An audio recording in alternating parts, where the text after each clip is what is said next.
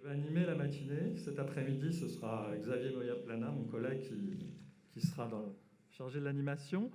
Il y a un petit changement de programme pour la matinée, puisque nous aurons donc l'équipe de la PINED en premier, et ensuite Pierre Delion, je le vois, il est là, qui interviendra parce qu'il a un train à prendre, hein, je crois, c'est ça, en fin de matinée.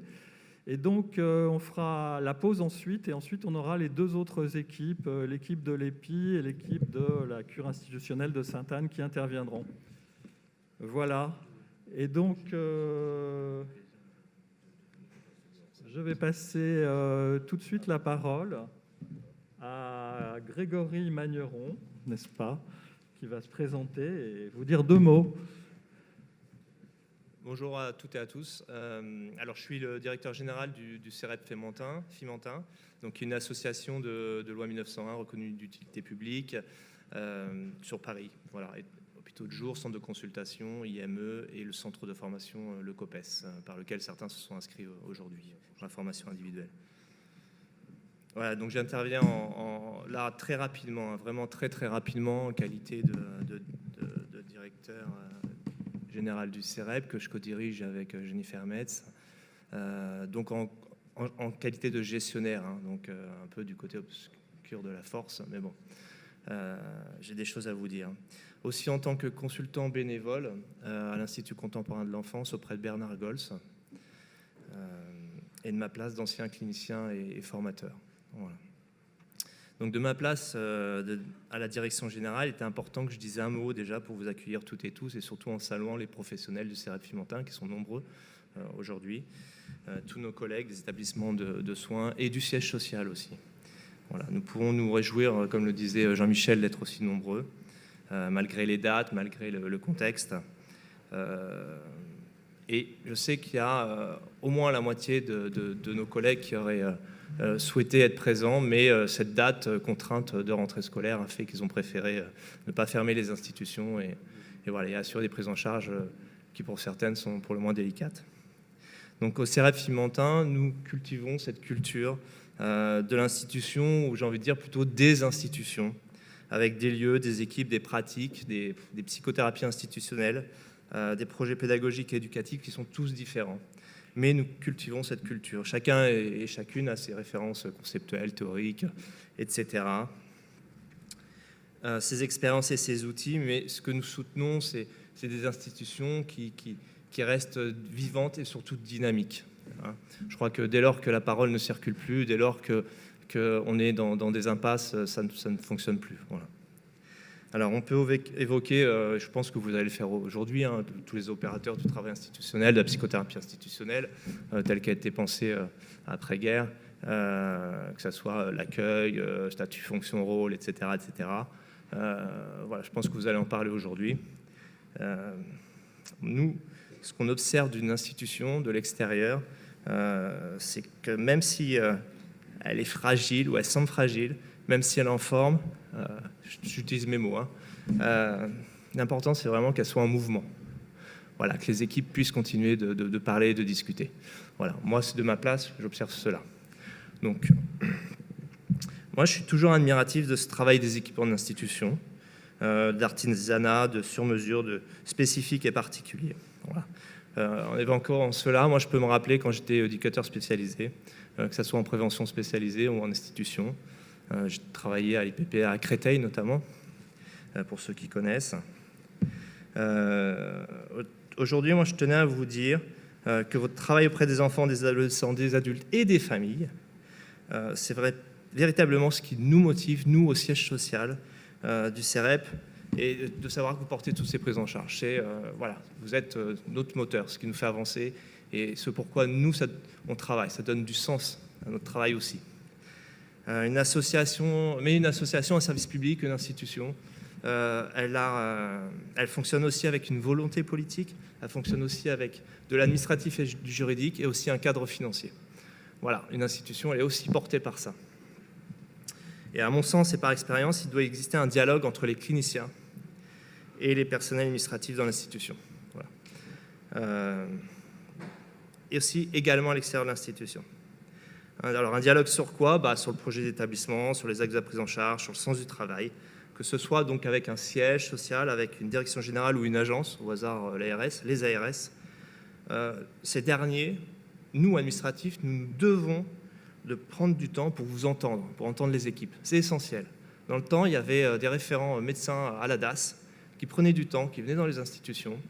Il y avait des référents alors à l'ASE qui venaient dans les institutions les visiter. Aujourd'hui, ça n'existe plus. Je pense qu'aujourd'hui, une journée comme celle-ci est importante parce que vous laissez avoir votre travail, vous le développez, vous explicitez. Tout ça, c'est hyper important, à mon sens. Et vous, de votre côté, donc vous devez partager, transmettre, décrire ce qui se passe dans vos institutions. Donc des témoignages. Alors nous, on le fait, je vais dire plus que régulièrement, puisqu'on a mis en place une dynamique avec une lettre interne, une lettre externe qui s'appelle Tempo. Donc on recueille avec plaisir, on l'a fait pendant le Covid, mais on continue de le faire, c'est hyper riche. On a des témoignages sur des outils, des pratiques, des rencontres, des ateliers, et ça, je crois, c'est quelque chose de très important. Voilà, pas simplement pour les administratifs, pour l'ensemble de la société, il me semble. Voilà. Moi, il me semble qu'il faut expliquer vraiment ce que vous faites. Comme je dis souvent, parfois pour éclairer certaines parties de ce que vous faites et de ce qui apparaît parfois quand même de l'extérieur, il faut le dire, comme un clair-obscur. Même s'il n'y a pas toujours d'éléments tangibles dans votre travail, dans vos pratiques, même si on ne peut pas tout rationaliser, et heureusement, mais il faut quand même expliciter et parler. C'est hyper important, parce que sinon, les gens vont décider à votre place, ils vont faire sans vous. Voilà. Alors, en tant que consultant bénévole pour l'ICE, j'ai bientôt fini, et auprès de Bernard Gols, au sein de l'ICE, voilà, ça fait 11 ans que je travaille auprès de Bernard, à Fimentin, puis au CEREP et à Fimentin. Voilà. Et puis là, je pars pour une nouvelle aventure, toujours en restant à Fimentin, en tant que professionnel, mais en tant que bénévole à l'ICE. Voilà. Mais ça, Bernard, il va en dire deux mots. Voilà. C'est parti d'une idée, on a essayé de le construire en concept, ça aussi, en équipe. Voilà. Donc on s'est réunis, il y avait deux administratifs techniciens, deux cliniciens, donc Bernard Gols et Christine Ascoli, Marie Rat et Pascal Seban qui sont les techniciennes administratives, et moi-même qui suis un peu entre les deux, vous avez bien compris. Et voilà, on a construit ensemble, à partir de l'idée de Bernard, on a conceptualisé l'ICE. Voilà. Et ça a été un travail riche pendant 9 mois, et même plus, en amont. Mais voilà, c'est aussi le sens du travail en équipe. Alors aujourd'hui, le sujet de cette journée, soins psychiques, vie quotidienne et travail institutionnel, à mon sens, ça dépasse largement le cadre de nos institutions sanitaires, sociales, médico-sociales et sociales. De ma place, moi, de gestionnaire et de ce que je peux observer des institutions, je me rends compte qu'il y a des distorsions, des incompréhensions, des désillusions même dans les équipes. Voilà. Et aujourd'hui, à l'heure du reset, vous savez, on a fait un espèce de reset international, ou alors on peut penser que où certains pensent qu'il y a un reset international. Vous savez, c'est quand on remet les pendules à l'heure, le reset, et on recommence à zéro. Moi, ce que j'ai observé, c'est qu'il y en a beaucoup qui ont quitté la cellule familiale, qui ont quitté leurs établissements, qui ont quitté l'école, les universités, voir leur job, et même qui se sont lâchés pour eux-mêmes, et du coup, pour faire quoi? Enfin, dans l'espoir de trouver quoi? Voilà, c'est le point d'interrogation aujourd'hui. Moi, je crois profondément, on a beaucoup discuté, que l'institution, elle protège, elle soutient, elle intéresse, elle passionne, elle apporte du plaisir, elle permet de vivre, non seulement pour les patients, les enfants, les adolescents, les familles, mais aussi pour les professionnels. Je crois que c'est ce qui nous tient, et quelquefois, on se rattache à nos institutions. Voilà. Et parce qu'elles sont vivantes, elles sont rassurantes, elles sont humaines, parce qu'on trouve des réponses sensées et raisonnées, parce qu'on y travaille et surtout, on y réfléchit ensemble. Voilà, ça, c'est important. Et même pour des institutions qui ne vont pas très bien, c'est toujours de discuter ensemble. Et comme disait mon ancienne collègue Martine Aigman, qui est aujourd'hui administratrice, l'idée, c'est toujours de pouvoir remettre les choses en perspective. Voilà. Et pour cela, il faut bien être ensemble et réfléchir ensemble. Voilà, donc moi, c'est un message d'encouragement que je voulais partager aujourd'hui, et à vous, à toutes les équipes sur le terrain. Et que malgré les attaques de nos institutions, on l'a vu avec les hôpitaux de jour, le CMPP, mais c'est global. Si vous voulez, hier encore, on a reçu On a reçu deux enquêtes, une de l'ARS et une de la DGOS, de la Direction Générale de l'Offre de Soins. Elles étaient similaires. Et vous dire que ça attaque parce qu'on perd du temps là-dessus. On a l'impression de rendre des comptes systématiquement et que nous, gestionnaires, on essaye de vous accompagner, de vous soutenir et aussi quelquefois de vous éviter un peu tous ces tracas. Voilà. Et que même s'il y a tout ça, il est important pour nous tous de rester ouverts. Et j'ai pas mis les lunettes en fait depuis le début, donc c'est compliqué. De communiquer et de parler de ce que vous faites, mais à la société, au grand public, aux familles, de raconter et de continuer à créer. Voilà, moi j'ai un très grand bravo pour l'organisation de cette journée à Xavier, Jean-Michel et Olivier, bien sûr à Marie, Pascal, Christine et à tous. Voilà, je vous souhaite une très bonne journée. Merci. C'était un peu long, hein. Merci beaucoup. Non, restez là. Merci beaucoup, Grégory. Donc, on va pas faire trop décaler l'horaire, donc je vais être relativement bref. D'abord, bienvenue, moi aussi, bien sûr, à tout le monde, à toutes et à tous ceux qui sont là, mais aussi à tous ceux qui sont présents à distance, si j'ose dire. Comme disent les jeunes, c'est trop bien d'être là.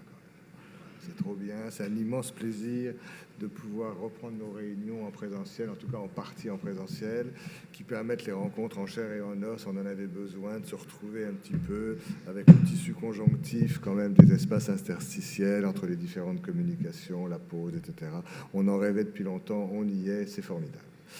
C'est vrai, Grégory l'a dit, le report de la date n'a pas été facile à décider parce que c'est la rentrée des institutions, ça rend tout ça un peu plus difficile, mais l'enjeu est quand même de taille. Il fallait attendre un petit peu, il ne fallait pas trop attendre. Je crois que c'est bien qu'on soit là aujourd'hui. Merci à tous d'avoir répondu présent. Alors cette journée est importante à mes yeux sur tous les plans, réels, imaginaires et symboliques. Concrètement, parce qu'une journée dédiée aux soins psychiques n'est pas du luxe, tant s'en faut, en particulier le soin psychique dans sa dimension institutionnelle, dont on parle sans doute plus assez suffisamment. Imaginairement aussi, parce que nos dispositifs thérapeutiques divers, institutionnels, ne veulent pas mourir, mais non seulement ils veulent survivre, mais ils veulent surtout continuer à être créatifs, à demeurer soignants pour les enfants et les familles accueillies. Donc la dimension institutionnelle qui imprègne cette journée est à mes yeux très importante. Et symboliquement enfin, parce que cette journée, on l'a dit, c'est le premier événement public porté par l'Institut contemporain de l'enfance, qui a donc été fondé cette année et dont je dirai un petit mot dans 1 minute et demie. Voilà. Alors, une journée dédiée aux soins psychiques, je disais, n'est pas du luxe. Vous savez, oui, enfin, malheureusement, nous savons tous que la pédopsychiatrie risque de disparaître purement et simplement en ce moment. Il y a quelques mois, avec Marie-Rose Moreau, dans le journal Libération, on avait écrit une tribune « La pédopsychiatrie ne veut pas mourir ». Les attaques contre la psychanalyse dans l'autisme sont en fait des attaques contre la psychanalyse en général, mais plus grave encore, d'où l'intérêt de cette journée, ce sont des attaques contre le soin psychique, si ce n'est des attaques contre les sciences humaines en général, ce qui est évidemment dramatique. Voilà. Donc dans cette tourmente, la pédopsychiatrie risque de disparaître. Juste pour info, on est 67 millions d'habitants en France et il ne reste plus que 600 pédopsychiatres enregistrés, hein, dont certains sont déjà à la retraite. Alors vous voyez, c'est... Et beaucoup sont là. On est peut-être pas 600, mais enfin bon. Voilà, c'est quand même un moment critique. Et malgré cela, on le sait tous, on le sent tous, sans la psychopathologie, point de salut. Voilà, alors je dis la psychopathologie, mais je répète sans cesse, notamment dans le cadre de l'Association européenne de psychopathologie de l'enfant et de l'adolescent, qu'il faudrait parler des psychopathologies au pluriel, parce que bien sûr, il y a la psychopathologie psychanalytique, c'est la plus ancienne, c'est la plus déployée dans notre pays, c'est la plus approfondie, mais il y a une psychopathologie de l'attachement, il y a une psychopathologie familiale et systémique, il y a une psychopathologie cognitive, il y a une psychopathologie développementale. Il faut porter tout ça tous ensemble, et le 27 et le 28 septembre prochain, il y a en principe les assises de la psychiatrie, de la pédopsychiatrie. Je crois que, je ne sais pas très bien ce qu'on peut en attendre, mais ce sera en tout cas le moment ou jamais de revaloriser, d'essayer de revaloriser autant que faire se peut le soin psychique, qui passent souvent au second plan derrière les démarches d'évaluation et de recherche. Alors je viens d'un CHU, je sais l'importance de l'évaluation, je sais l'importance de la recherche, mais il y a quand même deux cliniques différentes, hein, et on est toujours pris dans des clivages. De toute éternité, il y a le clivage corps-psyché, bon ça d'accord, c'est notre ennemi public numéro un, mais il y a un deuxième clivage qui est très important aussi à avoir en tête, c'est le clivage entre une clinique de l'instant et une clinique de l'histoire. La clinique de l'instant, c'est la clinique de l'évaluation. Elle est très importante. Tout savoir à l'instant T, essayer de tout savoir à l'instant T sur le fonctionnement d'un enfant. Bon, c'est très honorable et très important. Mais le soin, c'est la clinique de l'histoire. Qu'est-ce que les dysfonctionnements ont comme place dans l'histoire d'un enfant, de ses filiations, de ses affiliations? La pédopsychiatrie, au sens noble du terme, c'est le croisement vraiment de ces deux dimensions, la clinique de l'instant, clinique de l'histoire. Deuxième point, imaginairement, donc, on veut non seulement survivre dans nos dispositifs thérapeutiques, mais on veut demeurer créatif et soignant. Plusieurs types de dispositifs vont être évoqués cette année. Parmi ceux-ci, le dispositif hôpital de jour. Vous savez qu'il a été le support d'un grand malentendu, parce que l'hôpital de jour aurait pu, aurait dû et doit d'ailleurs être plébiscité par les parents en raison de sa fonction contenante et multidimensionnelle. Voilà, ceci dit, il ne faut pas être dans une mentalité d'assiégé, il faut être force de proposition, et je crois que tous nos dispositifs doivent consacrer un certain temps à résister au happage par le fonctionnement psychopathologique des enfants, des patients qui sont pris en charge. Voilà, ça, là, il y a vraiment une espèce de consigne générale. Le premier qui avait dit ça, c'était sur un autre plan d'ailleurs, c'était sur le plan sociologique. Il y a très longtemps, Elliott Jaques avait dit « toute institution, qu'elle soit faite pour soigner, qu'elle soit faite pour produire, qu'elle soit faite pour gouverner, qu'elle soit faite pour éduquer, toute institution court toujours le risque de s'organiser à la longue sur le mode du problème qu'elle prend en charge. Alors, je vais un peu vite, mais si vous voulez, l'autisme autistise, la dépression déprime, et la maltraitance peut rendre maltraitant. Je n'ai pas beaucoup de temps pour détailler tout ça, mais je crois que chacun peut comprendre.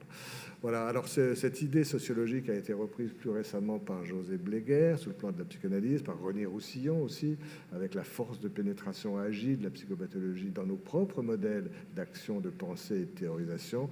Et il faut vraiment, avec les enfants en grande difficulté dont nous avons la responsabilité de la prise en charge, il faut faire très attention de ne pas se laisser happer par leurs propres mécanismes de fonctionnement. Ça, il ne suffit pas de le vouloir ni de donner un coup de baguette magique. Il faut un certain temps d'élaboration, il faut du travail, il faut une analyse, il faut une réflexion d'équipe. C'est passionnant, c'est indispensable, et sinon on ne peut plus être soigné. L'institution elle-même ne peut plus être soignante. Je pense que Pierre en particulier aura l'occasion de revenir là-dessus. Mais si on fait attention à ça, la créativité, la vitalité sont possibles.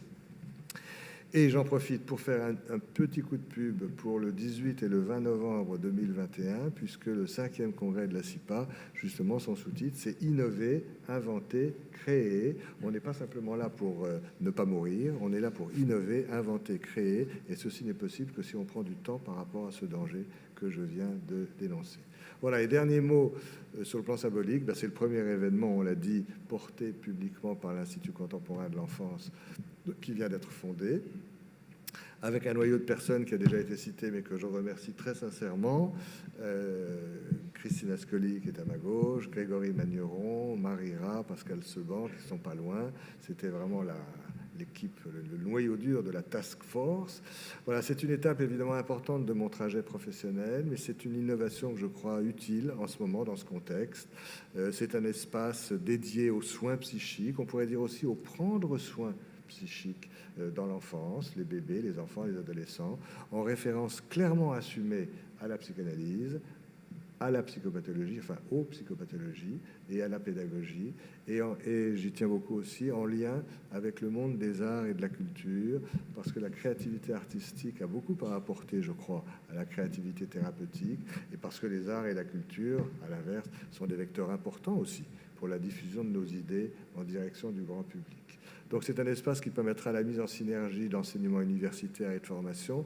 Et d'ailleurs, je rappelle que c'est Michel Soulet qui était vraiment très pionnier et qui avait toujours dit qu'il ne suffit pas dans le champ des professions de l'enfance d'enseigner les médecins et les psychologues à l'université, il faut aussi former tous les acteurs de terrain, ceux qui ont les bébés dans les bras, ceux qui sont en première ligne avec les enfants et les adolescents. Et c'est d'ailleurs pourquoi il avait fondé le COPES, pour compléter son action universitaire proprement dite. Cet espace permettra, je l'espère, de chercher des parcours d'aider les professionnels d'enfance à dessiner des parcours de formation, de jouer aussi comme un soutien à la recherche via un fonds de dotation. Et en fait, derrière tout ça, il y a une ambition, je ne sais pas si on y arrivera, c'est pas une utopie, hein, c'est une ambition qui devrait pouvoir être atteinte, mais c'est difficile, d'un déclivage du monde universitaire et non universitaire, et d'un déclivage aussi du terrain sanitaire et du terrain médico-social. Voilà, bonne journée à tout le monde, merci d'être venus nombreux, et un grand merci aux 3 chevilles ouvrières d'aujourd'hui, c'est-à-dire Jean-Michel Carbunard, Olivier Ginoux et Xavier Moya-Plana. Merci.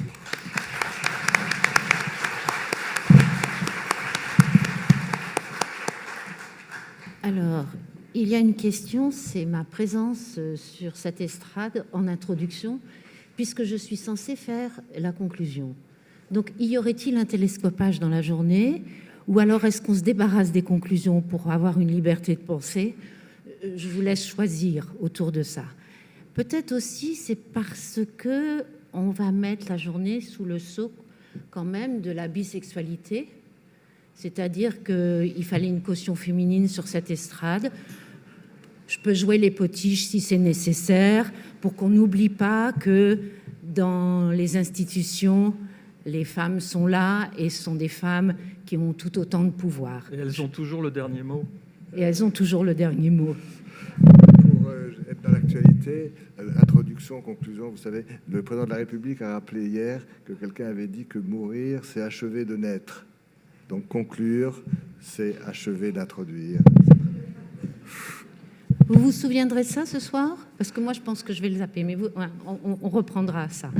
Voilà, non, mais plus sérieusement, moi, je suis très, très heureuse de pouvoir vous accueillir. Je suis évidemment très fière que ça soit sous l'aune de l'Institut contemporain de l'enfance.